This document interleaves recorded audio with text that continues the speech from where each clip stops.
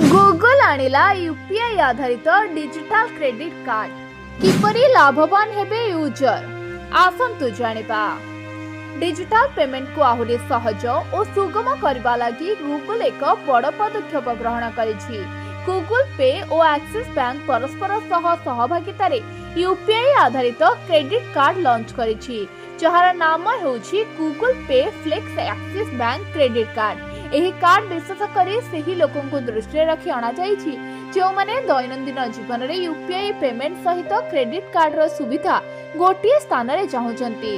Google एवं blog post रे एहार credit limit products flex by Google pay एवं एक्सिस बैंक सहित सहभागिता रे एहार प्रथम डिजिटल क्रेडिट कार्ड घोषणा करिछि।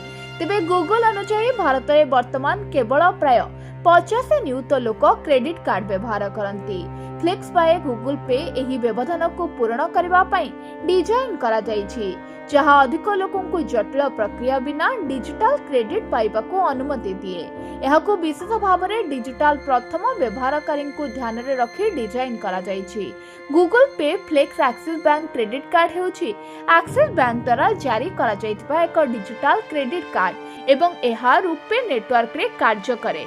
एही कार्डटी गूगल पे आप रे संपूर्ण भाव में संलग्न, जहां व्यवहारकारी को एक पृथक भौतिक कार्ड बहन करिबार आवश्यकता को दूर करिथाए।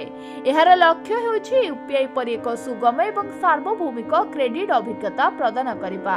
एही कार्डटी यूपीआई पेमेंट परि काम करिथाए, किंतु एथिरे क्रेडिट कार्ड रो सुविधा मिलिथाए।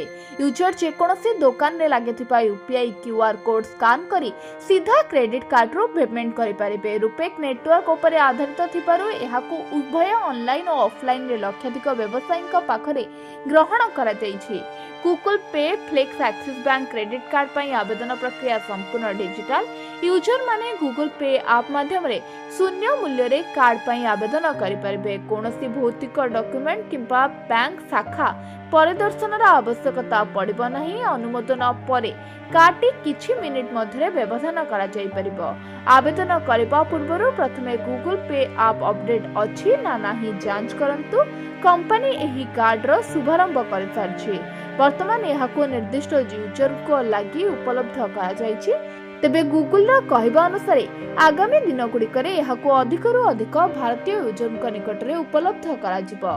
Bureau report ONT news.